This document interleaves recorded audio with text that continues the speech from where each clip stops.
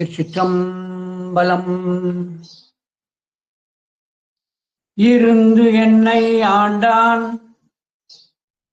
இணையடியே சிந்தித்து இருந்து இறந்து கொள் நெஞ்சே எல்லாம் தரும் கான் பெருந்துறையில் மேய பெரும் கருணையாளன் மருந்து ஒருவாய் என் மனத்தே வந்து. திருச்சிற்றம்பலம். நம பார்வதி பதையே. அரகர மகாதேவா. தென்னாடுடைய சிவனே போற்றி, எந்நாட்டவர்க்கும் இறைவா போற்றி. திருச்சிற்றம்பலம்.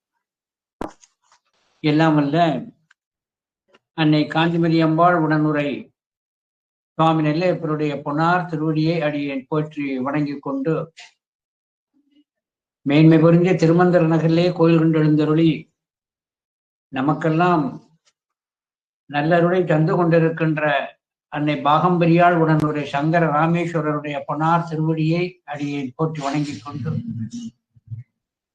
நாம் இன்று சிந்தனை செய்வதற்கு நமக்கு உறுதுணையாக இருக்கின்ற திருக்கருவையிலே எழுந்தருளி இருக்கின்ற பால்வண்ணநாதருடைய பொன்னார் திருவடியையும் அடியேன் போற்றி வணங்கிக் கொண்டு, பூவுலக உயிர்கள் அனைத்தும் புண்ணியம் அன்றுள்ளாடும் புனிதன் பூங்கடல் புகுதல் வேண்டும் என்ற நோக்கிலே என்னுடைய அனுபவத்தை திருக்கருவை 18-10 அந்தாதியாக பாடி அருளிய அரசகவி அதிவீரராம பாண்டியனார் பொன்னார் திருவடியை அடியேன் போற்றி வணங்கிக் கொண்டு, மேன்மைகள் சைவ நீதி விளங்குக உலகமெல்லாம் என்பதை தாரக மந்திரமாக வைத்து இயங்கிக் கொண்டிருக்கின்ற தூத்துக்குடி புனிதர் பேரவையினை சார்ந்திருக்கின்ற அனைத்து பொறுப்பாளர்களுக்கும், அந்த அமைப்பிலே தங்களை இணைத்துக் கொண்டிருக்கின்ற அன்பர்களுக்கும், இந்த நிகழ்வினை கண்டும் கேட்டும் பயனடைந்து கொண்டிருக்கின்ற அன்பர்களுக்கும் நெல்லை சிவகாந்தி ஆகிய அடியேனது பணிவான வணக்கத்தை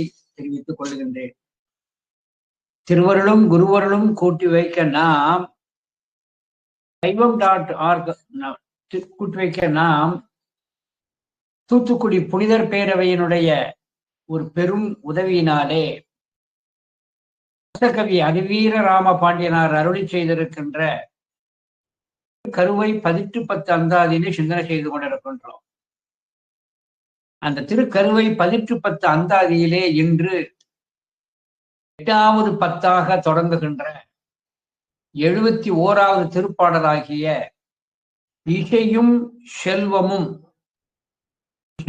செல்வமும் என்று தொடங்குகின்ற 71வது திருப்பாடலிலே இருந்து நாம் சிந்தனையை மேற்கொள்வோம். மிகப்பெரியவர்களே, நாம் நம்முடைய இல்லங்களிலே உண்மையான காட்சி ஒன்றே காணுகிறோம். பகலிலும் சரி இரவிலும் சரி இடைவிடாது செயல்பட்டு கொண்டிருக்கின்ற தொழில்பட்டு கொண்டிருக்கின்ற எறும்பு நள் இரவிலும் கூட தான் ஒரு உணவினை தேடி அது திரிந்து கொண்டே இருக்கிறது. அப்படி தேடுகின்ற அந்த உணவு வயிறோ இத்தினோண்டு சிறிதாக இருக்கிறது, அதற்கும் உள்ள உணவையும் தேடிக்கொண்டு எப்படியெல்லாம் சிரமப்படுகிறது. இதே போலவே தேனீக்கள் என சொல்லக்கூடியது இரவும் பகலும் சுறுசுறுப்போடு அது வனத்திலே இருக்கின்ற மலர்களிலே இருக்கின்ற வண்டை திணைத்துணை அளவு அந்த தேனை தான் செய்து வைத்திருக்கின்ற அடையிலே சென்று சேமிக்கிறது. அதுவும் இறைவிடாது சுறுசுறுப்பாக இயங்குகிறது. இந்த இடத்திலே எறும்பையும் அந்த தேனீக்களையும் பார்க்கின்ற பொழுது அது சிரமம் படுகிறது. முயற்சியினுடைய பெரும் தாக்கத்தினாலே அது சிரமப்படுகிறது. இதிலிருந்து நாம் கற்றுக்கொள்ள வேண்டிய ஒன்று, ஏதேனும் ஒன்றை நாம் பயனடைதல் வேண்டும் என சொன்னால் அதற்கு முயற்சியும் இருத்தல் வேண்டும். அதிலே ஸ்ரத்தையை பார்த்தல் கூடாது. முயற்சி என சொல்லக்கூடியது எல்லோருக்கும் அவசியம். அந்த முயற்சியை அங்கே சொல்லுகின்ற பொழுது மாண்புகள் வள்ளுவன் சொல்வான், முயற்சி திருவினை ஆக்கும் முயற்சியின்மை இன்மை புகுத்திவிடும். ஒருவனது முயற்சி அவனுக்கு செல்வத்தை கொடுக்கும். முயற்சியின்மை முயலாமல் இருந்தால் இன்மை புகுத்திவிடும், வறுமையில் அவனை தள்ளிவிடும் என்று சொல்லி காட்டப்படும். எனவே நாம் முயற்சி செய்தால் பலனடைவோம். முயற்சி செய்யவில்லை என சொன்னால் பலனடையாமல் மட்டுமல்ல, துன்பத்திற்கும் ஆளாகிறோம். இன்னும் சொன்னால் அந்த முயற்சிக்கு நிச்சயமாக சிரத்தைக்கும் பலன் உண்டு. வள்ளுவன் சொல்லி காட்டுகிறான், தெய்வத்தான் ஆகாதெனினும் முயற்சி தன் மெய் வருத்த கூடியதும். ஒருவன் தன்னுடைய மெய்யை வருத்தி ஒரு முயற்சியை மேற்கொள்ளுகின்ற பொழுது அவனுக்கு அது கிடைக்கக்கூடிய ஊழ் இல்லாவிட்டாலும் இறைவன் பலன் கொடுத்தே தீருவார். அவன் எடுத்த முயற்சிக்கு ஒரு பலனை கொடுப்பார். நம்முடைய திருப்பின்னாடகத்தில் இருக்கின்ற அச்சுத களப்பாளருக்கு புத்திர பாக்கியம் இல்லை. ஆனால் பேயடையா பிரிவெய்தும் என்ற அந்த திருப்பதிகத்திலே உறுதியான ஒரு நம்பிக்கையை வைத்து அங்கே நம்முடைய அச்சுத களப்பாளரானவர் திருவெண்காடு சென்று முக்குள நீராடி ஒரு பெரிய முயற்சி எடுத்தார். அதன் பலனாகத்தான் மிகுண்ட தேவநாயனார் கிடைத்தார். எனவே முயற்சியையும் சிரத்தையும் நமக்கு நினைத்ததை கைகூடுவதற்கு பெரும் துணையாக இருக்கிறது. இதை பட்டினத்தடிகள் திரு கழுமல மும்மணி கோவையிலே சொல்லி காட்டுகிறார்.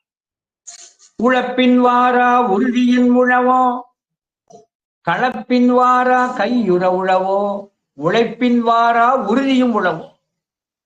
நீ ஸ்ரத்தையும் உழைப்பும் எடுக்கின்ற பொழுது உனக்கு கைகூடாதது என்ன இருக்கிறது? களப்பின் வாரா கையுற உழவோ, சோம்பேறித்தனமாக இருந்து நீ எதைத்தான் பெற்று விட்டாய் என்று சொல்லி காட்டுகிறார். எனவே முயற்சி என சொல்லக்கூடிய ஒன்று இருக்கிறதே, அதுதான் நமக்கு பெரிய பலன் தரும். அதுல ஸ்ரத்தை என்பதையே பார்த்தல் கூடாது. ஞானசம்பந்தர் பெருமான் ஒரு அருமையான செய்தியை சொல்லி காட்டுறார். நாவுக்கரசு சுவாமி சரித்திரத்திலே பார்க்கிறோம். கையிலேயே அடைய வேண்டும் என்ற ஆர்வத்தினாலே எவ்வளவு சிரமப்பட்டு சென்றார். நடந்து சென்றார், இயலாத பொழுது அமர்ந்து ஊர்ந்து சென்றார். உருண்டெல்லாம் சென்றாரே நாவுக்கரசு சுவாமிகள், எத்தனை சிரமப்பட்டிருக்கிறார். இதே போல ஞானசம்பந்தர் பெருமான் ஒரு அருமையான செய்தி சொல்லி காட்டுகிறார். நம்முடைய பாம்புக்கு பசி வந்துடுறான். ஞானசம்பந்தர் பெருமான் ஒரு அழகான செய்தி சொல்கிறார். பசி வருகிறது, அது உண்பதற்கு இறை தேடி எங்கும் கிடைக்கவில்லை. காட்டிலே இருக்கின்ற அந்த பெரிய மலைப்பாம்பு ஒரு பெரிய யானை ஒன்று கண்ணிலே பட்டது. அந்த யானையை இந்த பாம்பு விழுங்குகிறது. பாம்பினுடைய வடிவத்தை காட்டிலும்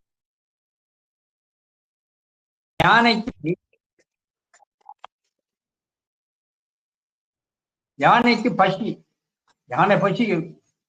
யானை என்பதே அது பசியிலே மிகுந்தது, உருவத்தில் பெரியது. ஆனால் இந்த பாம்பு பசியின் காரணத்தினாலே யானையை தின்ன முற்படும். யானையை தின்ன முற்படுகின்ற பொழுது அது இயலுமா என்பதை யோசிப்பது இல்லை.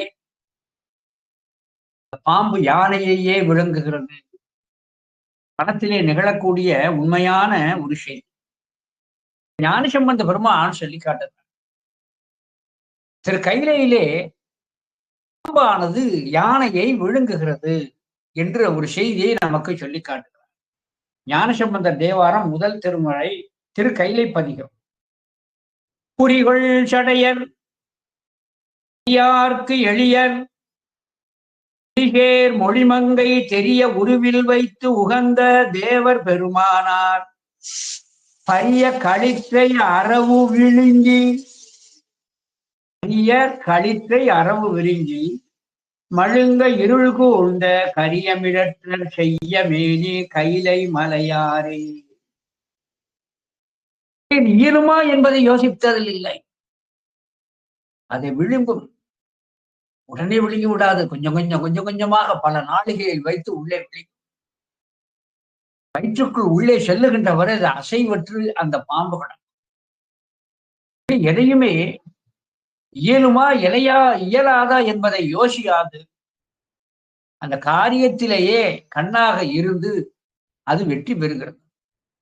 இதே போல ஆன்மாக்களாகிய நாமெல்லாம் ஒரு முயற்சி ஸ்ரத்தை என்பதை நான் எடுத்துக்கொள்ள வேண்டும். அந்த முயற்சி ஸ்ரத்தை என எடுத்துக்கொள்ளுகின்ற பொழுது நாம் அடைய நினைக்கின்ற ஒவ்வொன்றும் மேலான ஒரு பொருளாக இருக்க வேண்டும். அதுக்கு ஸ்ரத்தை எடுத்தல் வேண்டும். நல்ல ஒரு உயர்ந்த பொருளை அடைகின்ற பொழுது, உயர்ந்த கொள்கையை நிறைவேற்ற நினைக்கின்ற பொழுது நாமெல்லாம் ஒரு நல்ல ஒரு ஸ்ரத்தையை நாம் எடுத்தல் வேண்டும்.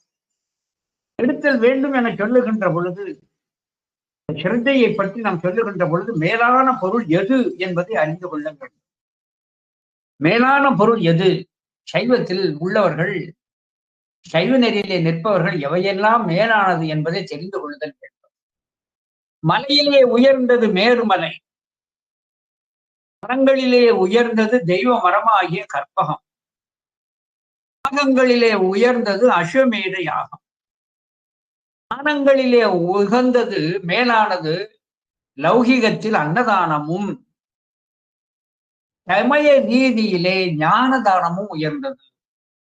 லௌகிகத்தில் அன்னதானம் உயர்ந்தது, வைதிக நெறியிலே ஞான தானம் உயர்ந்தது.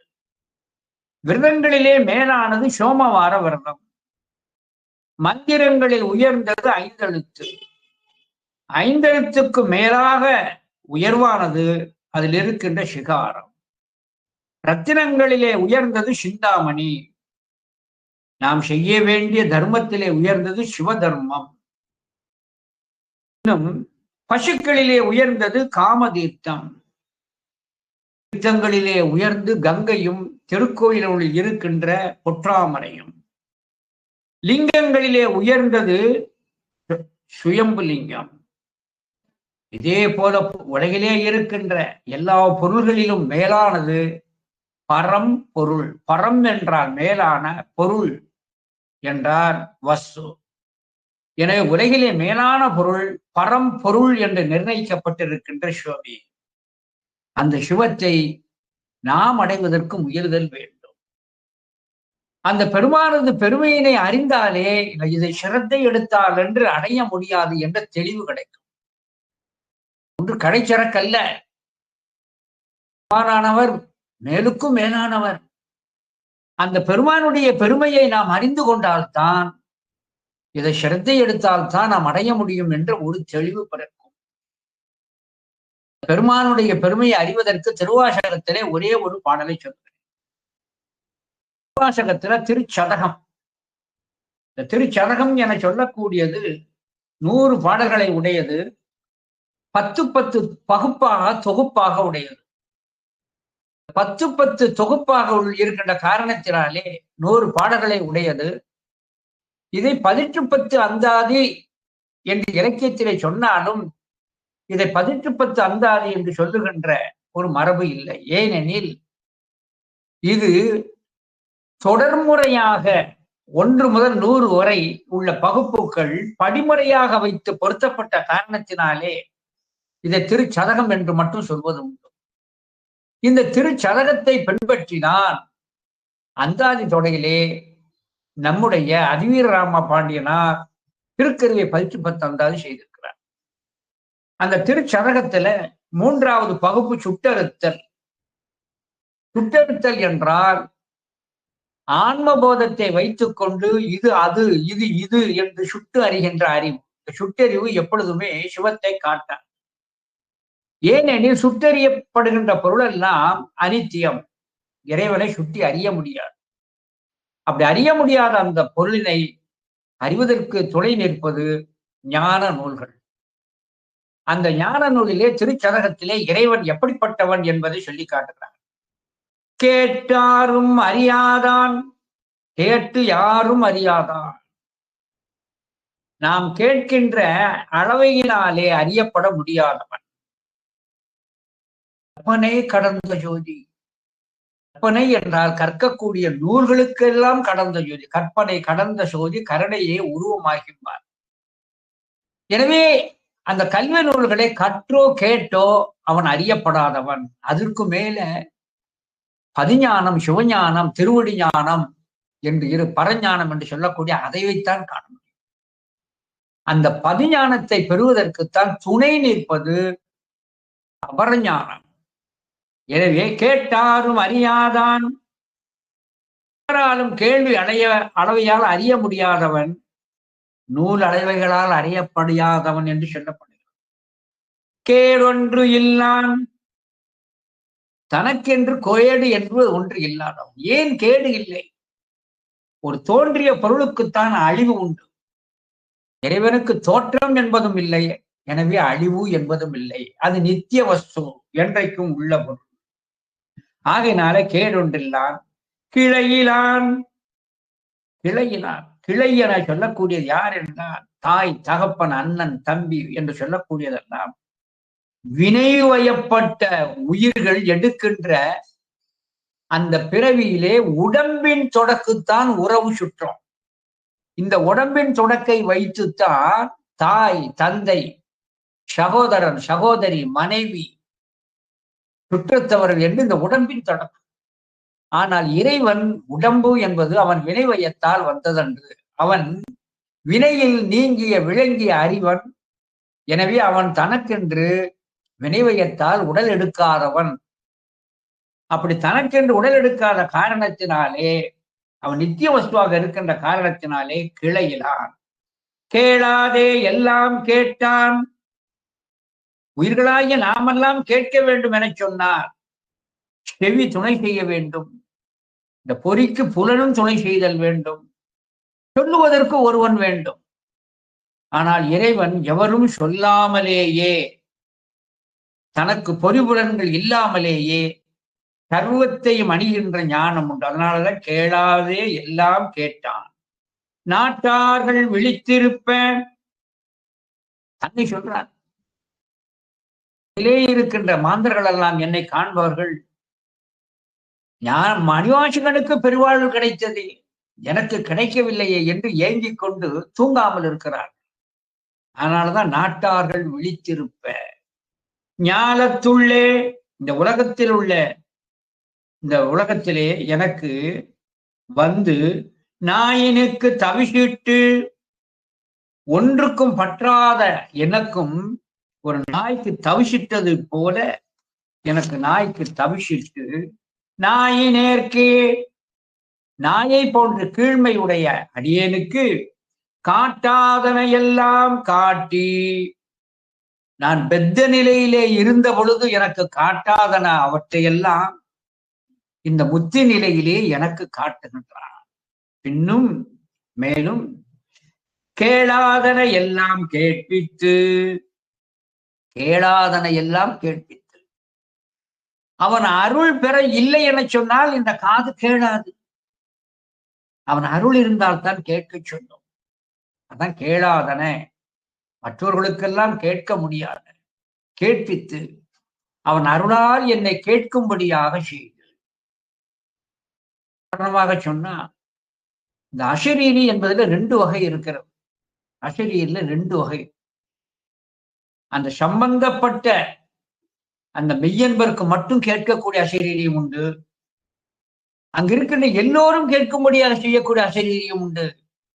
உலகலாம் என்று அடியெடுத்து கொடுத்ததை எல்லோரும் கேட்டார்கள். ஆகையினாலே கேளாதனை எல்லாம் கேட்பித்து என சொல்லுகின்ற பொழுது, மற்றவர்களும் அருள் இல்லாதவர்களுக்கு கேளாமலும் செய்வான், அருள் உள்ளவர்களுக்கு மட்டும் கேட்கும்படியாக செய்தார். எனக்கு ஞான உபதேசம் கொடுத்து என்னை கேட்கும்படியாக செய்து என்னை மீட்டேயும் பிறவாமல் காத்தாட்கொண்டான். எனக்கு உபதேசம் செய்து என்னை ஞான மயமாக்கி மற்றேண்டு வாரா நெறியாகிய அந்த பீம்புயிலே மீளவன் பிறக்காதபடி ஒரு பெருவாழ்வை தந்தான். எம் பெருமான் செய்திட்ட விச்சைதானே. என்னுடைய பெருமானானவர், அவர் எனக்கு செய்தது ஒரு வித்தையாக இருக்கிறது, அதிசயமாக இருக்கிறது என சொல்லி காட்டுகிறார். எனவே இறைவனது பரத்துவம் அனைத்தையும் சொல்லி தனக்கு அருள் புரிந்ததைத்தான் இங்க மணிவாசகர் சொல்லி காட்டுகிறார். கேட்டாரும் அறியாதான் கேடொன்றில்லான் கிளையிலான், கேளாதே எல்லாம் கேட்டான். நாட்டார்கள் விழித்திருப்ப ஞாலத்துள்ளே, நாயினுக்கு தவிசி இட்டு, நாயினேற்கே காட்டாதனை எல்லாம் காட்டி, பின்னும் கேளாதனை எல்லாம் கேட்பித்து என்னை மீட்டேயும் பிறவாமல் காத்தாட்கொண்டான் எம் பெருமான் செய்திட்ட விச்சை தானே. எனவே இறைவன் இப்படி மேலுக்கும் மேலானவன். அதில் சொல்லுகின்ற பொழுது அழகாக அங்க மணிவாசகர் அங்கே குறிப்பிடுகிறார். இருக்கும் பற்றாத அடியேனுக்கும் நாய்க்கு தவிசிட்டது போல எனக்கு உயர்வு தந்தார். அதில் சொல்லுகின்ற பொழுது இறைவனது மேலாம் தன்மையை அங்கே சொல்லி காட்டப்படுகிறது. இந்த இறைவன் என சொல்லக்கூடியவன் யார் என்று சொன்னால், எது நமக்கு கிட்டாததோ அது அவசியமோ அது கிட்டும்படி செய்பவன் தான் நம்முடைய பெருமான். நமக்கு ஒன்று தேவைப்படுகிறது, அந்த தேவையை நம்மால் அடைய முடியாது, ஆனால் அதை தருவதுதான் பரம்பரை. கவனமாக கொள்ள வேண்டிய இறைவன் என்பதற்கு இலக்கணம் தான். நமக்கு தேவை, ஆனால் நம்மால் அதை எய்த இயலாது, அதை தந்து உதவுவது சிவபெருமான் ஒருவன் தான். அந்த தேவை எது என்பதை சைவர்கள் உணர வேண்டும். சைவர்கள் உணர வேண்டியது ஒன்று இருக்கிறது. எது தேவை என சொன்னால், நம்மிடம் இருப்பது உடலும் உயிரும். உடலுக்கும் சுகம் தேவை, இன்பம் தேவை. உயிருக்கும் உயிர் தேவை. உடலுக்கு சுகம் என்று ஒன்று தேவைப்படுகிறது, இன்பம் என்று ஒன்று தேவைப்படுகிறது. ஆனால் உயிருக்கும் உயிர் தேவை. ஆனால் சிலர் நினைத்துக் கொண்டிருக்கிறார்கள், இறைவன் கைலாயத்தை மட்டும் தருவான், மட்டுமல்லாது அவன் வீட்டின்பத்தை தருவதோடு சரி, அவனை வணங்கினால் முக்தி பெற்று விடுவோம் என்று தயங்குவார்கள். தேவர்கள் அப்பேற்பட்ட தன்மையர்கள் தான். ஆனால் இறைவனை பற்றி நாம் தெரிந்து கொள்ள வேண்டிய ஒரு பெரிய உண்மை, நாம் விரும்புகின்ற எல்லா இன்பத்தையும் அவன் கொடுப்பான். உடலால் அடையக்கூடிய எல்லா இன்பத்தையும் அவன் கொடுப்பான். உயிருக்கு பயனாகிய அந்த வீடு பெற்றையும் கொடுப்பான். இதுதான் நான் சிந்திக்க இருக்கின்ற 71வது திருப்பாடலிலே சொல்லுகின்ற அருமையான கருத்து. நாம் விரும்புகின்ற இந்த உடல் தொடக்கோடு இருக்கின்ற கருவிகரணங்களால் நிகழக்கூடிய அந்த இன்பத்தையும் கொடுப்பான். அத்தோடு மட்டுமல்லாது அவன் உயிருக்கு வேண்டிய வீடு வேற்றையும் தரவல்லவன். இதைத்தான் நம்முடைய அரசகவி அதிவீரராம பாண்டியனார் 71வது திருப்பாடலிலே குறிப்பிட்டு காட்டுகிறான். இறைவன் பெரும்புகழினை பாடுங்கள், பாடினால் உங்களுக்கு என்னென்ன கிடைக்கும் என சொன்னால், இசையும் கல்வியும் திருவும் இன்பமும் அசைவு இல்லாத பேரறிவும் முத்தியும் விஷயமும் தரும் கருவை மேவினோன் இசை உடுத்தவன் சீர் படிக்கவே. இப்போ இது எப்படி கொண்டுகிட்டு படிக்கணும் என சொன்னா, கருவை மேவினோன், திருக்கருவையிலே கோயில் கொண்டு எழுந்தருளி இருக்கின்ற அந்த பால்வண்ண நாதன் அவன் யார்? திசையை உடுத்தவன். திசையை உடுத்தவன் என்றால் ஆடையற்றவன், நக்கன், திகம்பரன்னு பேர். இறைவனுக்கு ஆடை கிடையாது. என்னடா புலித்தோல் இருக்கிறதே, மான் தோல் இருக்கிறதே என்றெல்லாம் நூல்கள் இருக்கிறதே என சொல்லப்படுகிறது. இறைவனுக்கு நக்கன் என்ற ஒரு பெயரும் உண்டு. நக்கன் என்றால் நிருவாணி. வைரவர் திருக்குறளும் அதுதான். இறைவனை ஏன் நிர்வாணி என சொல்லப்படுகிறது என சொன்னால், வடிவம் என்று ஒன்று இருந்தால் அதற்கு ஆடை சாத்தலாம், கௌபீனம் உண்டு, வேத கோவணம் இதெல்லாம். ஆனால் ஒரு வடிவம் என்று சுற்றி அழியாதபடி எங்கும் நிறைந்து விட்டால் இந்த திசையே அவனுக்கு ஆடையாக மாறுகிறது. அதர்ம முக்கியம். அவன் உயிர்கள் பொருட்டு வடிவத்தை எடுக்கின்ற பொழுதுதான் வேதம் கோவணமாகவும் புலித்தோல் ஆடையாகவும் இருக்கும். அவன் எங்கும் நிறைந்திருக்கின்ற இறைவனுக்கு விஷ்ணு என்று பேர். விஷ்ணுனா திருமாலை மட்டும் நினைக்க கூடாது. இறைவன் விஷ்ணு. விஷ்ணம் என்றால் எங்கும் நிறைந்தவன்.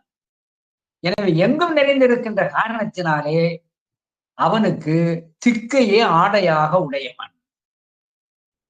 இதைத்தான் அதிகாலையிலே முருகப்பெருமானுக்கு முதலிலே காட்டக்கூடிய அந்த ஒன்றாம் விஸ்வரூபம். அதான் விஸ்வரூபம். இந்த விஸ்வரூப தரிசனம் என்று சொல்கிறார் திருச்செந்தூர் கோயில். அதன் விசேஷம் விஸ்வரூபம். விஸ்வம் என்றால் என்ன? எங்கும் நிறைந்திருக்கின்ற பெருமானுக்கு ஆடை கிடையாது. ஆகனால என்ன செய்வார்கள்? உபச்சாரத்திற்காக சுற்றி மலர் மாலைகளை சுற்றி விடுவார்கள். ஆகையினாலே இறைவன் எப்படிப்பட்டவன் என சொன்னால் அங்கே சொல்லி காட்டுகிறார், கருவை மேவினோன் திசை உடுத்தவன், திக்கை ஆடையாக உடையவன், சர்வ வியாபின்னு அர்த்தம் உடையவன். சீர்படிக்கவே அவனது புகழினை படித்தால், அவரது புகழினை படித்தால் என்னென்ன கிடைக்கும் என்பதை அழகாக சொல்லி காட்டுகிறார். இசையும், இசை என்ற சொல்லுக்கு புகழ் என்று பெயர். புகழ் என்பதுதான் இசை. ஈதல் இசைபட வாழ்தல். இசையுடைய வாழ்வாரே வாழ்வார் என்றெல்லாம் அந்த இசை என்ற சொல் புகழை குறிக்கும். இசையும் செல்வமும், செல்வம் என்றால் ஐம்புலன்களால் நுகரக்கூடிய எல்லாவற்றையும். இங்கு செல்வம் என சொல்லக்கூடியது அட்ட ஐஸ்வர்யத்தை குறிக்கிறது. அட்ட ஐஸ்வர்யம் என்று ஒன்று இருக்கிறது. அதாவது இறைவனுக்கு, நம்முடைய பெருமானுக்கு ஈஸ்வரன் என்ற பெயர் உண்டு. ஈஸ்வரன் என்ற சொல்லுக்கு பொருள் என்னவென்று சொன்னால், ஈஸ்வரன் என்பது சர்வ ஐஸ்வர்ய சம்பன்னக, எல்லா ஐஸ்வர்யங்களையும் இறைவன் வைத்திருக்கின்றான். எல்லா ஐஸ்வர்யங்களையும் உடையவன். அதை தலையானது 8. அந்த 8 ஐஸ்வர்யங்கள் எது என்று சொன்னால், தனம், தானியம், நிதி, பசு, புத்திரர், வாகனம், இசை, தைரியம். இவைகள் 8 ஐஸ்வர்யம். இதை அவன் கொடுக்கின்றான். ஆகையினாலே இசையும் செல்வமும், செல்வம், இந்த செல்வம் என சொல்லக்கூடியது எது என்று சொன்னால் அட்டபோகம் என்று ஒன்று இருக்கிறது. அட்டபோகம். அட்டபோகம்னு என்ன அர்த்தம்னா, வகையான போகங்கள் நுகர்வதற்கு உள்ள அந்த போகங்களுக்கு இருக்க இன்பம். எது அட்டபோகம் என சொன்னால், பெண், ஆடை, அணிகலன்கள், போஷணம், தாம்பூலம், பரிமளம், பாட்டு, புஷ்பசயனம். இந்த 8மே அட்டபோகம்னு சொல்லக்கூடியது. இதுவும் சிவம் தருகிறார். இறைவனானவன் கொடுக்கின்ற இந்த அட்டபோகத்தை உலகறிய அனுபவித்தவர் சுந்தரமூர்த்தி நாகையனார் தான். ஆகையினால்தான் திருநாகை காரோணம் என்ற பதிகத்திலே என்னெல்லாம் கேட்டு பெற்றார் என்பதெல்லாம் அங்க நம்ம பார்க்கிறோம். கரிவிரவு நெய்ச்சோறு 30 வேண்டும் என்றார். என்னெல்லாம் கேட்டார்? பொன் வேண்டும், பொருள் வேண்டும், பட்டு பீதாம்பரம் வேண்டும் என்று எல்லாம் கேட்டு பெற்றார். எனவே அந்த 8 வகையான போகத்தையும் தரவல்லவர். அது சுந்தரமூர்த்தி சுவாமிகளே அத்தனை பெற்றார் என்பதுதான் அந்த புராண சான்றாக அமைந்திருக்கிறது. எனவே இங்கே இன்பமும், இந்த உலகிலே வேண்டிய, இந்த உலகில் இதையும் எல்லாம் தருவார். அசைவு, அசைவு என்பது கலங்காத பேரறிவு. கலங்காத பேரறிவு. இடுக்கண் வருகின்ற பொழுது மனம் தளராமையும், சில இடங்களிலே சுற்றி இருப்பவர்களால் அறிவுக்கோ உடலுக்கோ ஒரு சவால் வருகின்ற பொழுது கலங்கா தன்மை, இடருறா தன்மை. எனவே அசைவு இல்லாத அறிவும், இந்த அசைவு இல்லாத அறிவு என சொல்லக்கூடியது அவசியமாக இருக்கிறது. ஞானசம்பந்த பெருமானை சுற்றி எத்தனை சமணர்கள் இருந்தார்கள், எப்படியெல்லாம் சுற்றி நின்று வாதம் செய்தார்கள். கண்டு மங்கையர்க்கரசி அம்மையார் பயந்தார். புலிக்கூட்டத்தின் மத்தியிலே மான்கன்று இருக்கிறதே, என்ன நிகழுமோ என்று கேட்டார். மானின் நேர்விழி மாதராய் கேள் என்று சொல்லி அந்த அம்மையை நோக்கி, ஈனர்களுக்கு எளியே நல்லேன், தென் திரு ஆனவாய் உடன் நிற்க வேண்டாம். எனவே ஒரு கலங்காத தன்மையை, ஏன்னா அந்த ஞானம் அப்படி உறுதியான ஒரு ஞானம். அதைத்தான் அசைவு இல்லாத பேரறிவும், சலனம் இல்லாத பேரறிவும், முத்தியும் வீடு வேற்றையும் தருவார். அதான் ரொம்ப முக்கியம். இம்மைக்கு வேண்டியதையும் தருவார், உயிருக்கு மறுமைக்கு வேண்டிய வீடு வீட்டையும் தருவார். விஷயமும் தரும். விஷயம் என்பது விஜயம், வெற்றி என்பதனுடைய பொருள். இறைவனானவன் உயிர்களுக்கு ஒரு வெற்றியையும் கொடுப்பார். ஷெயமகள்னு சொன்னோம், அந்த ஷெயமகள் அந்த வெற்றியையும் கொடுப்பார். எப்படி? பரஞ்சோதியார் என்று அழைக்கப்படுகின்ற சிறு தொண்ட நாயனார் பிரபலத்து வாதாபியிலே தான் தனிமையாக சென்று போரிட்டு வந்தார். படைபலம் இல்லாமல் போய் வெற்றி பெற்றார். அப்ப வெற்றி பெற்ற அவருக்கு எப்படி சாத்தியம் என கேட்கின்ற பொழுது, இறைவனுடைய அடியார் என்று மற்றவர்கள் சொல்ல அந்த மன்னன் கேட்டான் என்று சொல்லப்படுகிறது. எனவே தனித்து சென்று வெற்றி பெறுகின்ற அந்த ஆற்றல், அந்த வெற்றி எதனால் கிடைத்தது என சொன்னால், அவர் மெய்யான ஒரு சிவ தொண்டராக இருந்த காரணத்தினால். அத்தோடு மட்டுமல்லாது எரிபத்த நாயனார் புராணத்தில் பார்க்கிறோம். தனி ஒரு மனிதனாக இருக்கின்ற எரிபத்த நாயனார் தன் கையிலே இருக்கின்ற மழுவினாலே அரசனுடைய பட்டத்து யானையையே துணித்து தள்ளினார். 4 குத்துக்கோள்காரர்களையும் வெற்றி வீழ்த்தினார். துணிவு, இந்த வெற்றி எதனால் கிடைத்தது? நடியார் என்ற ஒரு காரணத்தினாலே. இயற்பகை நாயனார் புராணத்தில பார்க்கணும். வணிகர் கூட்டம் எல்லாம் திரண்டு வந்து நம்முடைய பெருமானை அங்கே செல்ல ஒட்டாது மறித்து நிற்கின்ற பொழுது, தடுத்து மறித்து நிற்கின்ற அந்த உறவினர்கள் எல்லாவற்றையும் தான் ஒரு தனி மனிதனாக இருந்து இயல்பகை நாயனார் எல்லோரையும் வீழ்த்தினார். இந்த வெற்றி என்னால் கிடைத்தது, சிவனால் கொடுக்கப்பட்டது. எனவே இறைவன் வெற்றியையும் கொடுக்கின்றார். எனவே இறைவனை வணங்கினால் என்னென்ன கிடைக்கும் என்பதை அப்படியே பட்டியலிட்டு சொல்லி காட்டுகிறார். இசையும் செல்வமும் திருவும் இன்பமும் அசைவு இல்லாத பேரறிவும் முத்தியும் விஷயமும் தரும் கருவை மேவினோன் திசை உடுத்தவன் சீர் படிக்கவே. அந்த பெருமானுடைய பெரும் புகழை யாரெல்லாம் படிக்கிறார்களோ அவர்களுக்கு எல்லாம் கிடைக்கும் என்று அழகாக அங்கே சொல்லி காட்டுகிறான். அவன் எல்லாவற்றையும் தர வல்லவன், தரக்கூடிய தயாவரன். இது எதிலே இருக்கிறது என சொன்னால், திருவாசகத்துல திருவன்பால மணிவாசகரே சொல்லி காட்டுகிறான். ஏன் நெஞ்சே, இவன் எல்லாவற்றையும் தரவல்லவன், ஆகையினாலே அவனிடம் என்ன கேட்க வேண்டும் என்பதை நீ கேட்டு பெற்றுக் கொள்ளுங்கிறான். இல்லை, இது என்ன கேட்டாலும் தருவான். அதனால அவனோட என்ன வேண்டுமோ அதை நெஞ்சே நீ கேட்டு பெற்றுக்கொள் என்று அங்கே நமக்கு ஒரு அருமையான செய்தியை திருவெண்பா 47வது பதிகத்துல அழகாக 10வது பாடலை சொல்லி காட்டுகிறார். இருந்து என்னை ஆண்டான் இணையடியே சிந்தித்து இருந்து இறந்து கொள் நெஞ்சே. இறந்து கொள் நெஞ்சே, கேட்டு பெற்றுக்கொள் நெஞ்சே, எல்லாம் தரும். அவள் அழகா திருவெண்பால சொல்லி காட்டான்.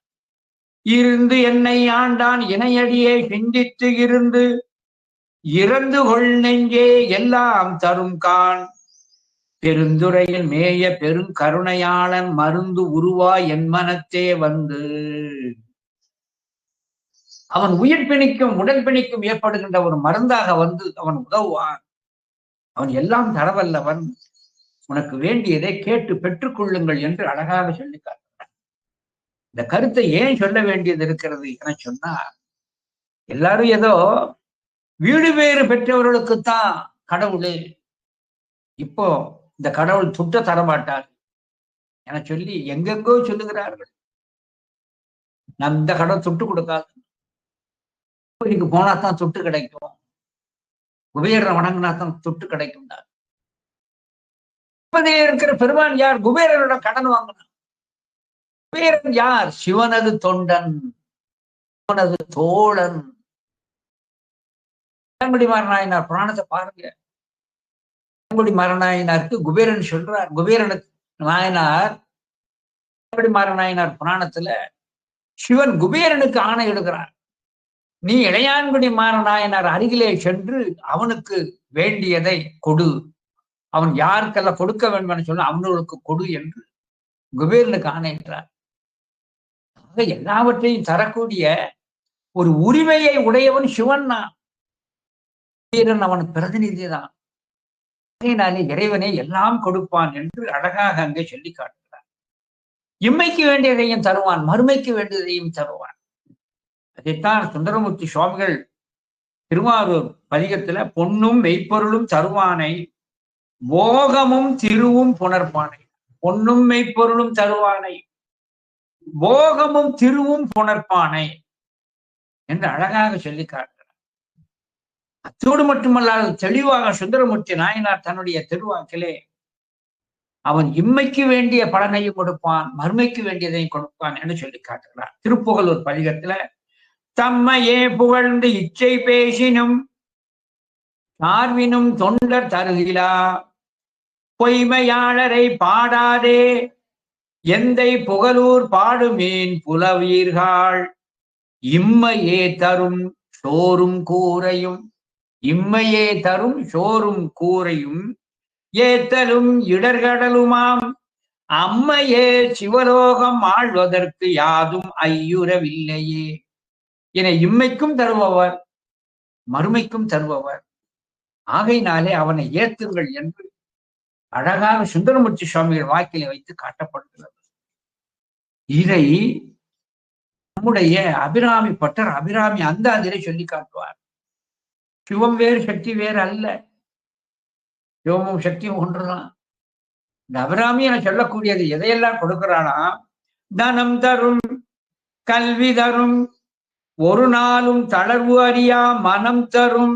இப்ப நம்ம சிந்தித்த எல்லா வருதுல ஒரு நாளும் தளர்வு அறியா மனம் தரும்.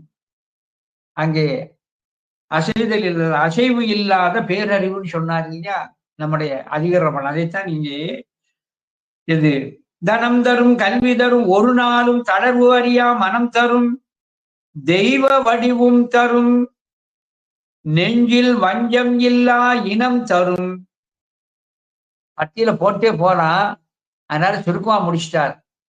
ஆங்கிலத்துல தமிழ்ல சொல்றோம் இல்லையா, சில பேர் சொல்ற மற்றும் பல, ஆங்கிலத்துல சொல்லிக்கிட்டு எட்ஸெட்ரா எட்ஸெட்ரான். இதே மாதிரி பட்டியல எல்லாம் சொல்லி முடிச்சு கடைசியில் சொல்ல நல்லன எல்லாம் தரும், நல்லன எல்லாம் தரும், அன்பர் என்பவர்க்கே கனம் தரும் பூங்குழலால் அபிராமி கடை கண்களே. இதிலே நாம தெரிந்து கொள்ள வேண்டியது என்னன்னு சொன்னா, நல்லன எல்லாம் தருங்க. இந்த நல்லன என்பதற்கு நீ விரும்புகின்ற என்ற பொருளும் உண்டு. அந்த நல்லன எல்லாம் தரும், எங்கள் இறைவனிடமே எல்லாம் கேட்டு பெறுங்கள். ஒரு சின்ன உதாரணம் சொன்னேன். உலகியலிலே நாம முயற்சி எடுத்து உழைத்து சம்பாதிக்கின்ற பொருளால் இன்பமும் கிடைக்கும், துன்பமும் கிடைக்கும். பொருளை ஈட்டுதல் துன்பம், காத்தல் துன்பம் இல்லையா? அது நம்மை விட்டு களவு போனால் துன்பம், தொலைத்து இழைந்தால் துன்பம். துன்பமும் இருக்கும், எல்லாம் சேரும். ஆனால் ஒரு பொருளை இறைவனிடமிருந்து கேட்டு பெற்றால் அதனால் அவனுக்கு கன்மம் ஏறாது, துன்பம் என்பது வராது. கன்மம் ஏறாது, துன்பம் என்பது வராது. ரொம்ப தெரிந்து கொள்ள வேண்டும். இறைவன் பொன்னும் மெய்ப்பொருளும் தருவான். இறைவன் தந்தான். இறைவன் தருகின்ற பொழுது பட்டு பீதாம்பரம் தந்தான். ஆன பெண் வேண்டும் என சொல்லி சுந்தரமூர்த்தி சுவாமிகள் பறவையார் சங்கிலியார் இரவினையும் பெற்றார். ஆனால் அவர்களால் அவரது தூய வாழ்க்கைக்கு எந்த ஒரு துன்பமும் கிடைக்கவில்லை. போகத்தை தான் அனுப்பிச்சார். நல்ல ஒன்று தெரிந்து இறைவனால் கொடுக்கப்பட்ட எதனாலும் அது உலகியல் பொருளாக இருந்தாலும் கூட அதிலே இன்பம் மட்டுமே கலந்திருக்குமே அன்றி துன்பம் விரவி இருக்கிறார். ஆகையினாலே தான் இறைவனிடமே எதையும் கேட்டு பெறுதல் வேண்டும் என்று நம்முடைய ஆண்டோர்கள் இதை சொல்லி காட்டார். அதனால்தான் சுந்தரமூர்த்தி சுவாமிகள் இறைவனிடமே கேட்டு பெற்றார். ஏன்? தன்னுடைய தோழராகிய பிரம்மான் பெருமான் கேட்ட தருவார். சுந்தரமூர்த்தி சுவாமிகள் சேர சோழ பாண்டியர் மூவரிடமும் தொடர்புடையவர். ஏன் ஈசனிடம் கேட்டார்? இறைவன் கொடுக்க அதை பெற்று அனுபவிக்கின்ற ஆன்மாவுக்கு கன்மம் ஏறாது. ஆகையினாலே இறைவனிடம் கேட்டு பெறுங்கள், எதையும் கேட்டு பெறுங்கள். அவன் வேண்டியதை வேண்டியாங்க தருபவன். ஆகையினாலே இறைவனிடம் எதையும் கேட்டு பெறுங்கள். இம்மைக்கும் வேண்டியதை தருவான், மறுமைக்கும் வேண்டியதை தருவான் என்று அழகாக சொல்லி காட்டுகிறான். இசையும் செல்வமும் திருவும் இன்பமும் அசைவு இல்லாத பேரறிவும் முத்தியும் விஷயமும் வெற்றி விஷயமும் தரும் கருவை மேவினோ திசை உடுத்தவன் சீர் படிக்கவே. ஆக உலகிலே எதை பெறணும்னு சொன்னா சிரமம் எடுக்கணும். ஆனால் சிரமமே படாம எளிமையாக அவன் புகழை நீங்கள் ஓதினாலே, வாயார நாம் துதித்தாலே நமக்கு எல்லாம் கிடைக்கும். இதையும் செய்யலன்னா அதை நாம் என்ன சொல்றது?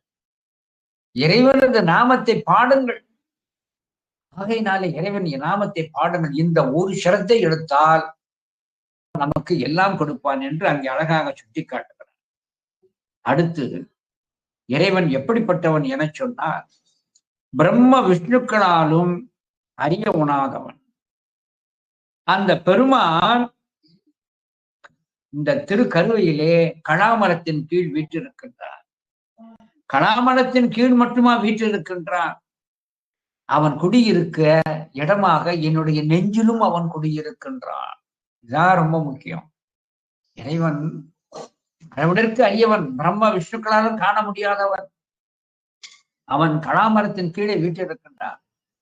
புறத்தே கலாமரத்தின் கீழே வீற்றிருக்கின்றான். அகத்தே என்னுடைய நெஞ்சிலே அவன் கோயிலாக கொண்டு வீற்றிருக்கின்றான் என்று 72வது திருப்பாடலை சொல்லி காட்டுகிறான்.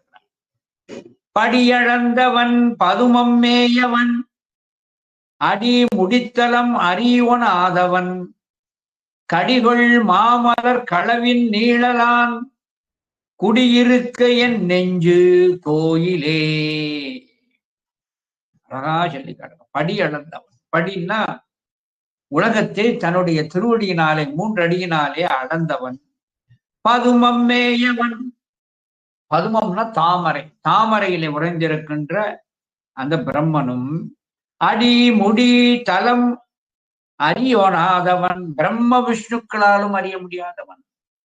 தற்போதமுடைய காரணத்தினால் அவர்கள் காண இயலவில்லை. பசுபோதம் இருந்த காரணத்தினால் அறிய முடியவில்லை. காண்பேன் என்ற தருக்கு இருந்த காரணத்தினாலே அவர்கள் காண இயலவில்லை. திருவடி ஞானத்தால் தான் காண முடியும் என்பதை உணராது தன்னுடைய ஞானத்தால் தன்னுடைய சுய அறிவினால் காண முடியும் என்பதால் தோற்றனர்.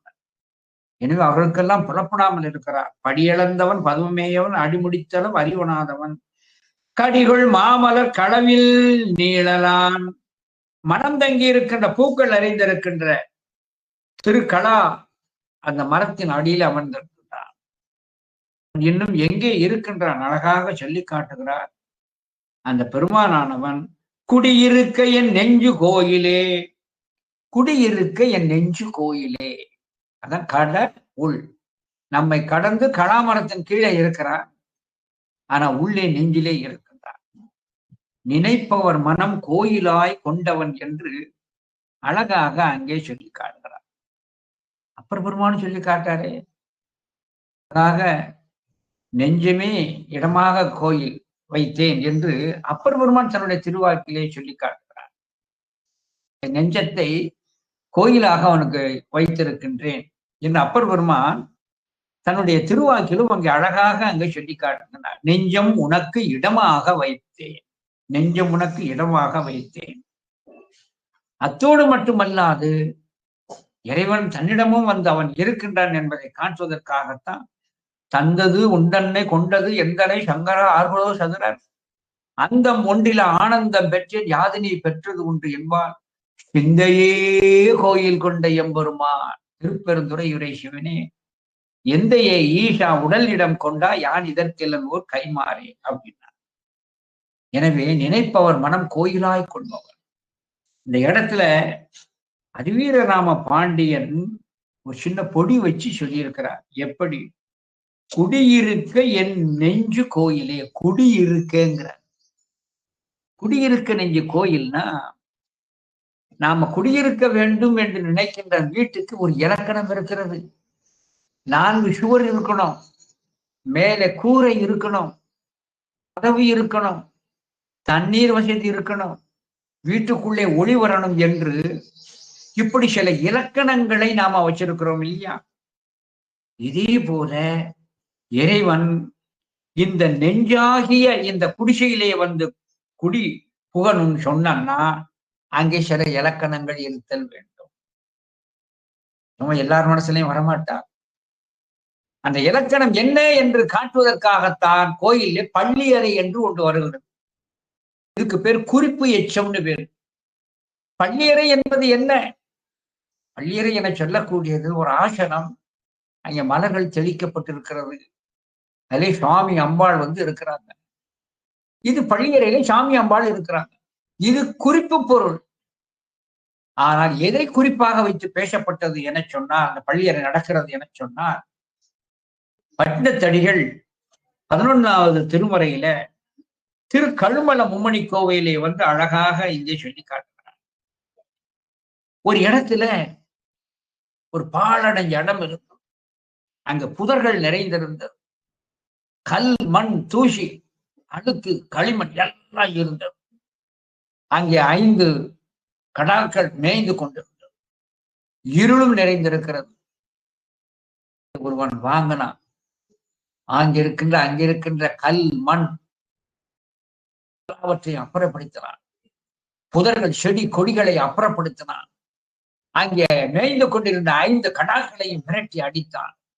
எல்லாவற்றையும் செப்பனிட்டு அவைகளெல்லாம் துரத்தி அனுப்பிவிட்டு அங்கே அழகாக ஒரு வீட்டை கட்டினான். அந்த வீடு எப்படி அந்த வீட்டை கட்டிய பின்பு அங்கே குடி வந்தான். இதைத்தான் குறிப்பு பொருளாக நெஞ்சமாகிய இடத்தில் அங்கே காம, குரோத, லோப, மோக, மதம், ஆச்சரியம் என சொல்லக்கூடிய புதர்களும் செடிகள், கல் எல்லாமே கடைந்து கிடக்கிறது. அந்த நெஞ்சமாகிய கோயிலினை 5 கடாக்களாகிய 5 புலன்கள் வந்து மேய்ந்து கொண்டிருக்கிறது. அங்கே அறியாமை என சொல்லக்கூடிய இருளும் இருந்தது. பொழுது ஒருவன் வாங்கி அங்கே இருக்கின்ற காம, குரோத, லோப, மோக, மதம், ஆச்சரியம் என சொல்லக்கூடிய புதர்களை எல்லாம் அகற்றி அங்கே ஒளி விளக்கினை ஒன்றை ஏற்றி 5 கடாக்கள் மேய்ந்து கொண்டிருந்ததை துரத்தி அங்கே நன்றாக செப்பனிட்ட பின்பு குடி வருகிறார். இதே போல என்னுடைய மனத்தை நான் தூய்மைப்படுத்தி வைத்திருக்கிறேன். நீ இதிலே குடியிருப்பதற்காக நான் தயார் செய்து விட்டேன். வந்து என் மனத்தை நீ பள்ளி கொள்வாயாக என்று பட்டினத்தடிகள் 11ஆம் திருமுறையில திரு கழுமல மும்மணி கோயில குறிப்பிட்டு காட்டுகிறார். அந்த பாடலை மட்டும் படிக்கிறேன். 11ஆம் திருமுறை பட்டினத்தடிகள் அருளியது திரு கழுமல மும்மணி கோவை.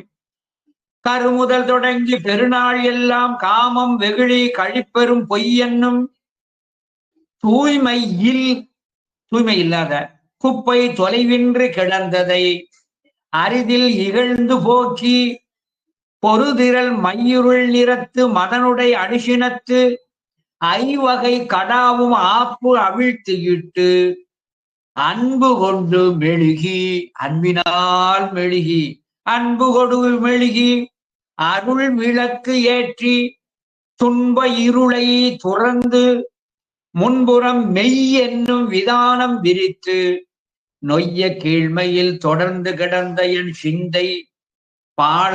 சிந்தை பாளரை உனக்கு பள்ளி அறையாக்கி சிந்தை தாமரை செழுமலர் பூந்தவிசு எந்தை நீ இருக்க இட்டனன். என்ன அழகா சொல்றான். இறைவன் குடியிருக்கணும்னா அதுக்கு அவ்வளவு தயார் பண்ணணும். சும்மா நினைப்பவர் மனம் கோயிலா கொள்பவன்னா பாழடைந்த இடத்துல யாரும் குடியிருப்பார்களா? தூசி, குப்பைகள், பாம்பு, பல்லி பூராங்கிடக்கிற இடத்துல குடியிருப்போமா? இதே போலதான் குற்றமற்ற மனத்தில் தான் இறைவன் குடியிருக்கின்றான்.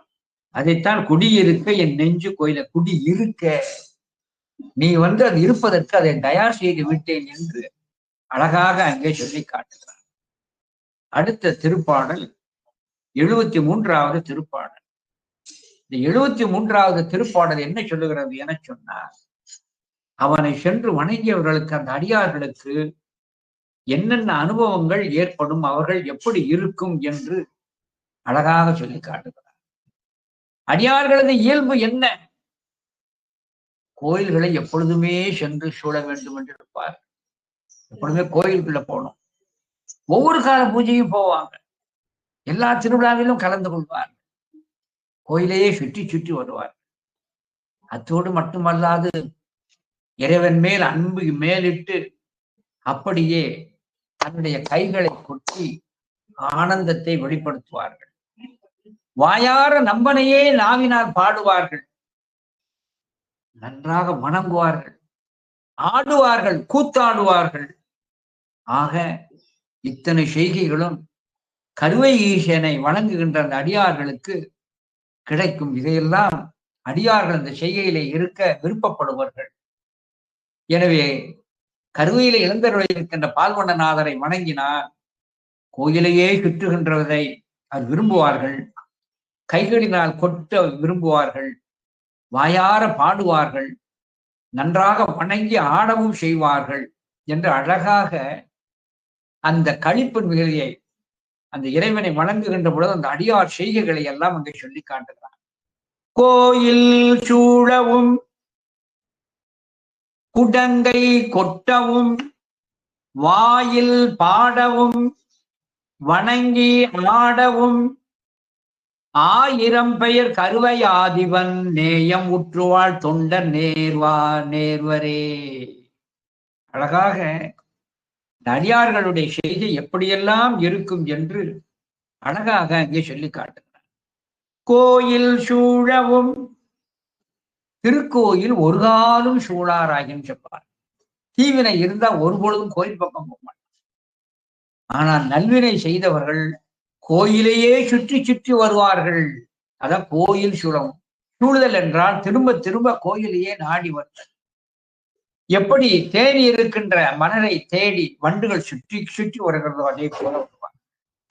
கோயில் சூழவும் குடங்கை கொட்டவும். குடங்கை என சொல்லக்கூடியது இந்த உள்ளங்கைக்கு பேர் குடங்கைன்னு பேர். இந்த உள்ளங்கைக்கு குடங்கைன்னு பேர். இந்த உள்ளங்கைக்கு குடங்கை கொட்டுவதற்கு. அதாவது குடங்கைங்கிற சொல் சைவத்துல முக்கியம். திருவிளையாடல் புராணத்து ஆசிரியர் பரஞ்சோதி முனிவர் சொல்லி காட்டுவார். குடங்கை நீரும் பச்சிலையும் இடுவார்க்கு இமயா குஞ்சரமும் படங்கொள் பாயும் பூவனையும் தருவாள் எங்கள் மதுரை பரமேட்டினார். மனதிலே மெய்யான அன்பினை கொண்டு இந்த உள்ளங்கையிலே சிறிதளவு உளுந்து அமிழுகின்ற அளவுடைய தண்ணீரை அன்போடு ஊற்றி குடங்கை நீரும் பச்சிலையும், மலர்கள் வண்ண வண்ணமா விரும்ப மாட்டான், அன்போடு அந்த செடிகொடியில இருக்கிற பச்சிலையை எடுத்து இட்டது மலராக அப்படி வச்சுட்டான்னா குடங்கை நீரும் பச்சிலையும் இடுவார்க்கு இமயா குஞ்சரமும். இந்திரனுடைய ஐராவதம், இந்திர பதவி கொடுப்பார். ஐராவத யானம் இமயா குஞ்சரம். படங்கொள் பாயும் அங்கே விஷ்ணு பதம். பூவனையும் பிரம்மபதத்தை கொடுப்பார் எங்கள் மதுரை பரமேட்டிவார். எனவே குடங்கை உள்ளங்கையார் சப்பானின்னு பேரு.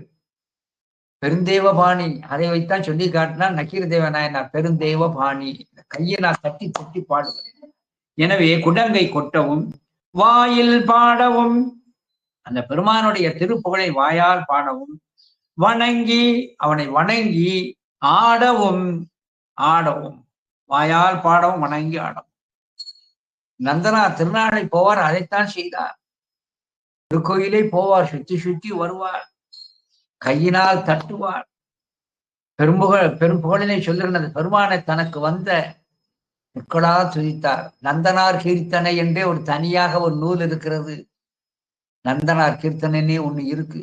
அவர் எப்படியெல்லாம் பாடினார் என்று அது தனி புத்தமாக இருக்கிறது. எனவே வாயில் பாடவும் வணங்கி ஆடவும். நந்தனார் வெளியிலே இருந்து வணங்கி கூத்தாடினார்.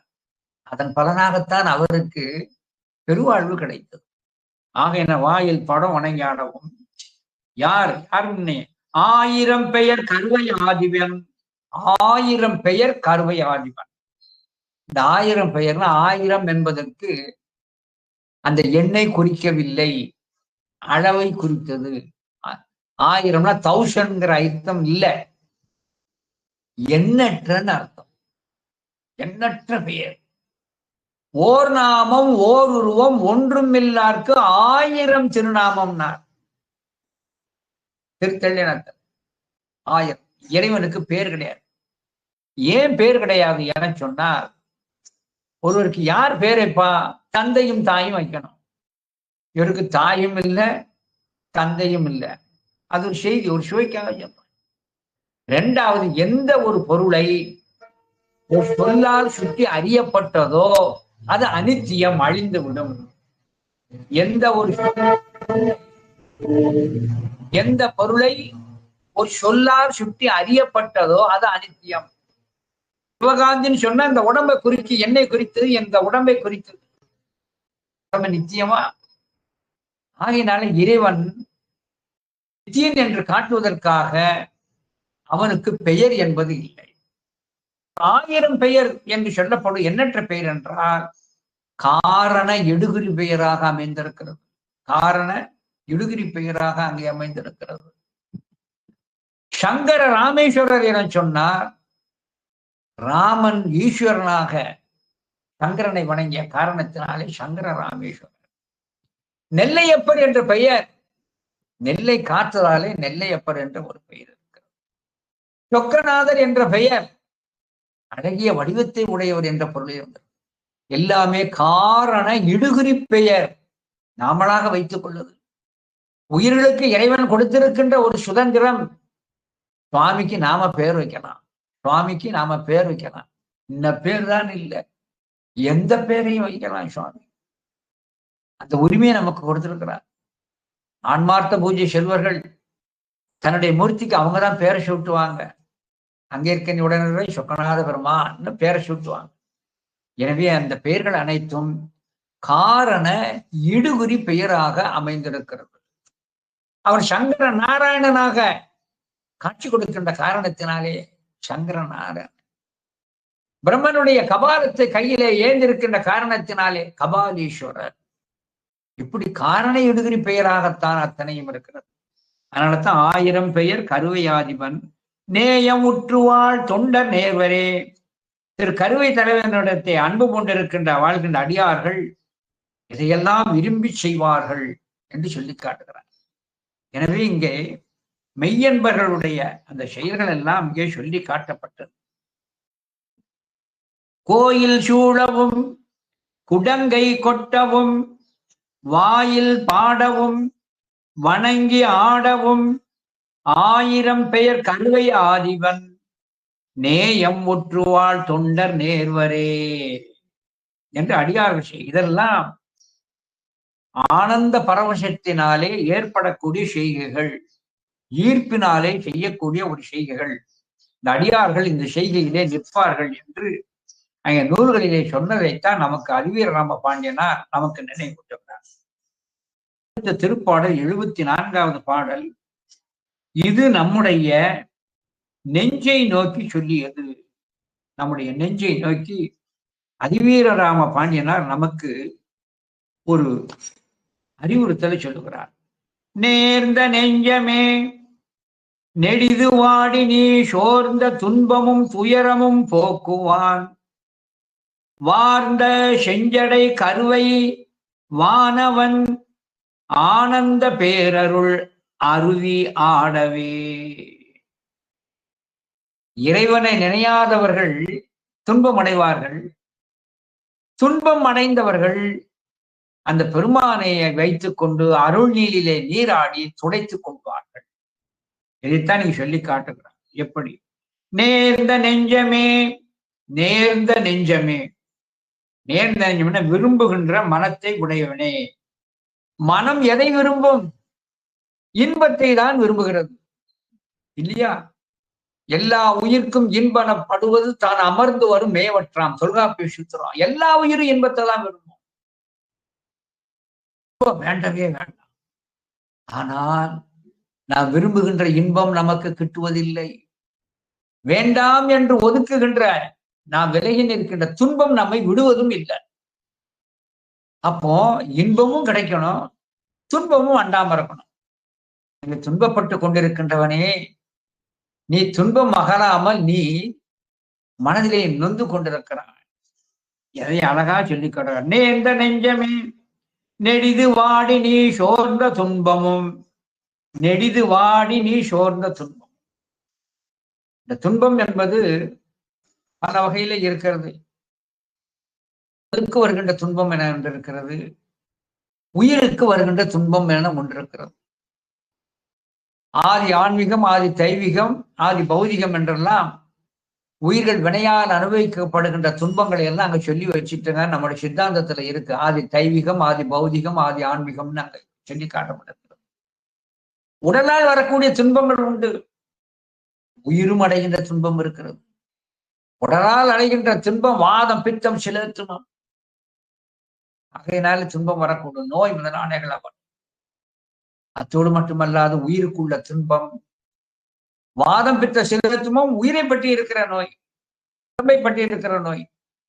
உயிரை பற்றி இருக்கிற நோய் ஆணவம், கண்மம், மாயை, இந்த மூணும் போகணும்.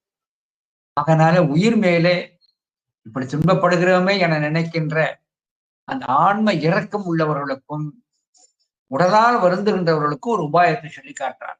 நேர்ந்த நெஞ்சமே நெடுதுவாடி நீ சோர்ந்த துன்பமும் துயரும் போக்குவான். சோர்ந்த துன்பமும் துயரும் போக்குவான். சோர்ந்த துன்பம் மனம், மனக்கிருஷ்ணம். துயரும் போக்குவான், உடலால் அடைகின்ற துன்பம். எப்படி போக்குகின்றான்? வார்ந்த தொங்குகின்ற நீண்ட செஞ்சடை கருவை வானவன். தொங்குகின்ற நீண்ட சிவந்த செஞ்சடை உடைய கருவை வானவன். வானவன் என்றால் மேலானவன் அர்த்தம். சொற்றுணை வேதியன் சோதி வானவன். சோதி வானவன் சொல்லக்கூடாது. சொற்றுணை வேதியன் சோதி வானவன். வானவன் மேலானவன் ஆகிய ஆர்ந்த பேரருள் அருவி ஆடவே. அந்த மேலானவனோடு பொருந்தி இருக்கின்ற அந்த பேரருளாகிய வற்றாத அறிவிலே நீ சென்று ஆடினார் உனக்கு எல்லாம் நீங்கும். எனவே நேர்ந்த நெஞ்சமே நீ ஏன் துன்பப்படுகிறாய்? இறைவனது அருள் நீரிலே நீ திளைத்து விட்டாய் என சொன்னார். எல்லா துன்பமும் உன்னை விட்டு நீங்கும். மருந்தவை மந்திரம் மறுமையின் நெறியவை மற்றும் எல்லாம் அருந்துயர் கெடும் அவர் நாமமே சிந்தை செய் நன்னெஞ்சமேனார் ஞானசம்பந்த பெருமான் திருநெல்வேலி பதிகத்துல. எனவே இறைவன் ஒருவனே எல்லா துன்பத்தையும் போக்க வல்லவன். அவன் அருளிலே சென்று நீங்கள் நீராடுங்கள் என்று சொல்லி காட்டுகிறார். நேர்ந்த நெஞ்சமே நெடிது வாடி நீ சோர்ந்த துன்பமும் துயரும் போக்குவான். வார்ந்த செஞ்சடை கருவை வானவன் ஆனந்த பேர் அருள் அருவி ஆடவே. அந்த பெருமானானவன் இப்படி அவன் துன்பங்களை நீக்குவான் என்று சொல்லி காட்டப்பட்டிருக்கிறது. இது எதனுடைய சாயல் என சொன்னா திருவாசகத்துல திருவெண்பா என்று ஒன்று வருகிறது. அந்த திருவெண்பாவிலே அவன் அழகாக சொல்லி காட்டுகிறார். வரக்கூடிய துன்பத்தை எல்லாம் நீக்குவதற்கு ஒரு மருந்தாக இறைவன் என்னிடம் இருக்கிறான். இறைவன் என்னிடம் இருக்கிறான், அவன் அருள் என்னிடம் இருக்கிறது என அழகாக சொல்லி காட்டுகிறார். திருவெண்பாவில திருவெண்பா மணிவாசக பெருந்தகை. முன்னை வினை இரண்டு வேறறுத்து முன்னின்றான், பின்னை பிறப்பருக்கும் பேராளன், தென்னன் பெருந்துறையில் மேய பெருங்கருணையாளன், வரும் துயரம் தீர்க்கும் மருந்து. வரும் துயரம் தீர்க்கும் மருந்து. எனவே இறைவனானவன் அவன் வரக்கூடிய துன்பங்கள் வருந்துயரம் தீர்க்கும் வரும், பிறப்பு இறப்பையும் நீக்க வல்லவன். ஆகையினாலே பெருங்கருணையாளன், வரும் துயரம் தீர்க்கும் மருந்து. அது என்ன மருந்து? பெருங்கருணை தான் நமக்கு மருந்து. ஆகையினாலே இங்கே அழகா சொல்லி காட்டுகிறார். ஆனந்த பேரருள் அருவி ஆடவே. அவனது அருள் நீரிலே நீங்கள் திளைத்து ஆடினார் உங்களுக்கு துன்பம் அண்டுவதில்லை என்று அழகாக அங்கே சொல்லி காட்டுகிறார். 75வது திருப்பாடல். இந்த 75வது திருப்பாடல்ல நாம் எப்படியெல்லாம் துன்பம் வருகிறோம் என்பதை அழகாக அங்கே நம்முடைய அரசகவியானவர் இங்கே குறிப்பிட்டு காட்டுகிறார். ஆடு மட்கள தீரி ஒத்து அலைந்து ஓடும் நெஞ்சமே கவலை ஓர்ந்து உனை நாடுமோ, தமிழ் கருவை நம்பனே ஏடு செர் மலர் களவில் ஈசனே என்று அழகாக நம்முடைய நிலை எப்படிப்பட்ட நிலை என்பதை அழகாக அங்கே சொல்லி காட்டுகிறார். இறைவன் எப்படிப்பட்டவனாக இருக்கின்றான் அழகா சொல்லி காட்டுறார். ஆடு மக்களை திகிரி ஒத்து அலைந்து ஓடும் நெஞ்சமே. நம்முடைய மனமானது சுழலுகின்ற அந்த திகிரி, அந்த தண்டை போன்று அலைந்து ஓடுகிறது. ஆடு மட்களம் திகிரி. இந்த மண்பானை எப்படி செய்வாங்கன்னா, வட்டமா ஒரு சக்கரம் இருக்கும், அது சுழன்று கொண்டிருக்கும். எப்படி சுழலும் என சொன்னா, முதல்ல அந்த குயவன் ஒரு சுத்து சுத்துவான், அது சுத்திக்கிட்டே இருக்கும். தானாக சுற்றுவதில்லை, சுற்ற சுற்ற ஒருவன் சுற்ற அது சுற்றுகிறது. இதே போல இந்த ஆன்மாவை வினையாகிய கையை வைத்துக் கொண்டு அந்த குயவனாகிய சிவன் சுற்றி விடுகிறான். அது எப்படி இருக்கிறது? சுற்றுகின்ற அந்த சக்கரத்திற்கு தொடக்கம் எது முடிவு எது என்று தெரியாமல் சுற்றி கொண்டே வரும். வினைப்பிறவி என்கின்ற வேதனையில் அகப்பட்டு சொல்லி காட்டுவார் இல்லையா? அந்த சூழல் அப்படி சுற்றி கொண்டே வருகிறது.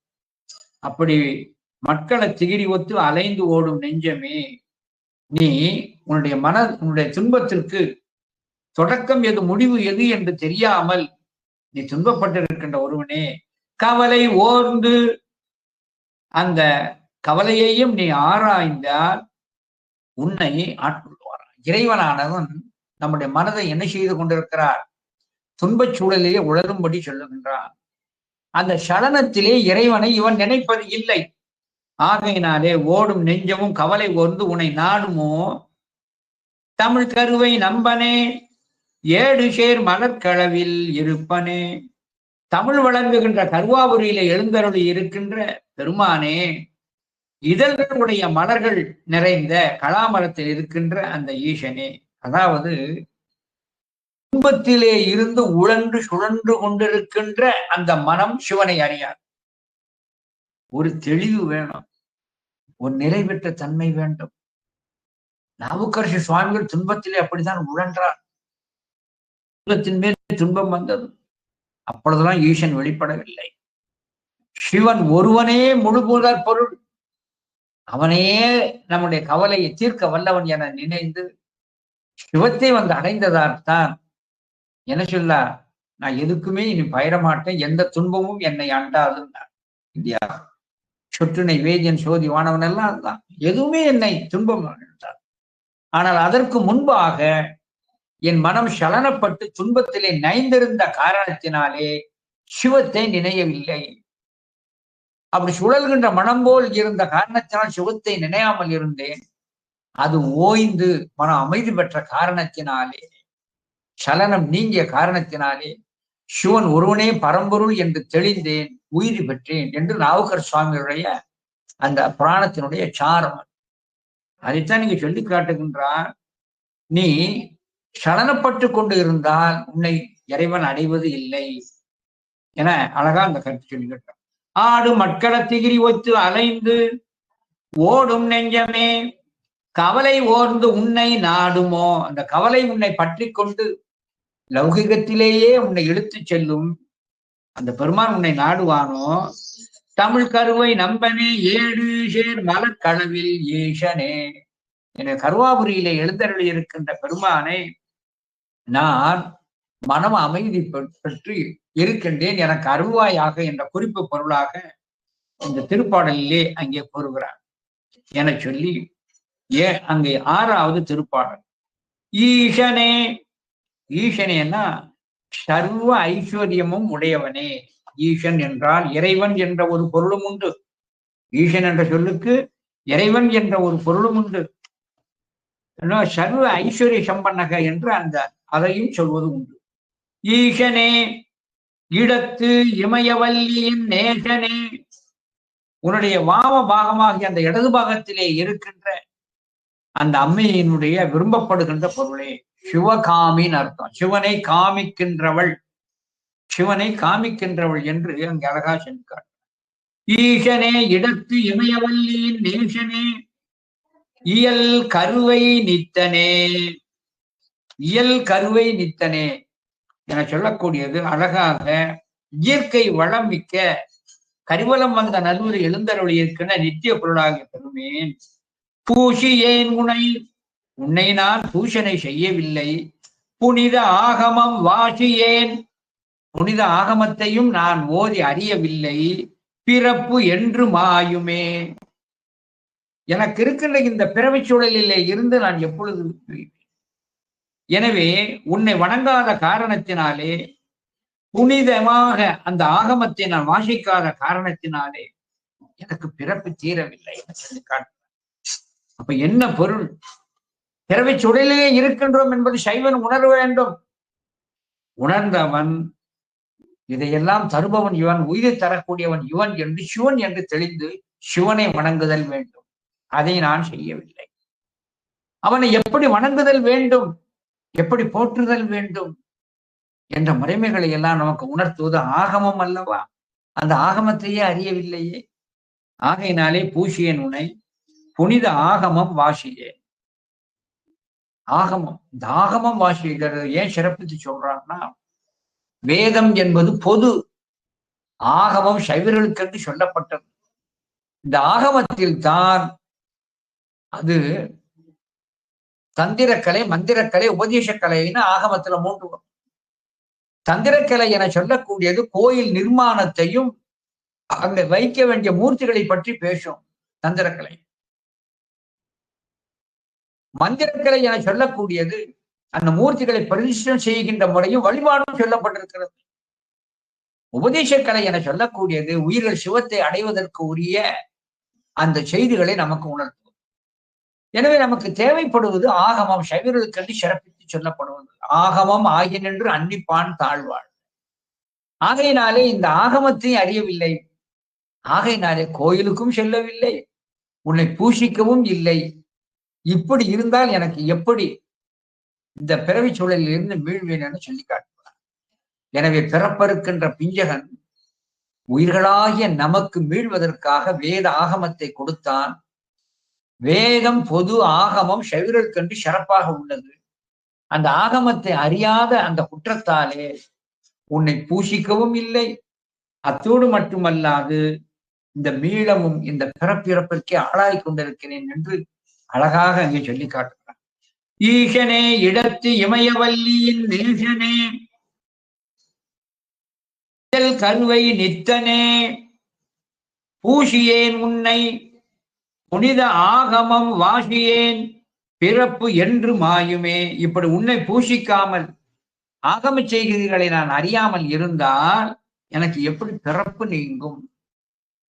இந்த இடத்துல நாம் தெரிந்து கொள்ள வேண்டிய அடிப்படை கருத்து, எப்படி எனக்கு பிறப்பு நீங்கும் என சொன்னால், பிறப்பை அறுப்பதுதான் சைவனுடைய தலையான கொள்கை. அவனுடைய பெரும் முயற்சி, அவன் சிரத்தை பிறப்பை அறுத்தல் வேண்டும். இந்த பிறவாத்தன்மை பெறுவதற்காகத்தான் இந்த பாடுபடும். பிறவி தீது என அறியா பேதையர்த்தன் பிணக்கும் என்று அங்கே அழகாக ஸ்லோக பஞ்சகத்திலே சொல்லி காட்டுகிறார் மாதவ சிவஞானசாமி. பிறவி துன்பம் என்று அறியாதவர்கள் உறவு எனக்கு வேண்டாம், பிறவி தீது என பேதையர்த்தம் பிணக்கும். அப்ப சைவர்கள் உணர்வு பிறப்பை அறுத்தல், பிறப்பு தீது. அந்த பிறப்பு எப்படி தீரும்? அவன் அளித்த ஆகமத்தை ஓதுதல் வேண்டும், அதன் நெறி காட்டியதன்படி ஆலயத்திலே சென்று தரிசித்தல் வேண்டும் என கூறுகிறார் என கூறி இந்த அளவிலே இன்றைய சிந்தனையை அடியே நிறைவு செய்கிறேன். நன்றி, வணக்கம், திருச்சிற்றம்பலம். வாழி திருமன்றம் கண்ட மலர்கண்கள், வாழி பெருமான் புகழ் கேட்ட வார்செவிகள், வாழி அவனை வணங்கும் முடிச்சென்னி, வாழி அவன் சீர் பாடும் வாய். திருச்சிற்றம்பலம்.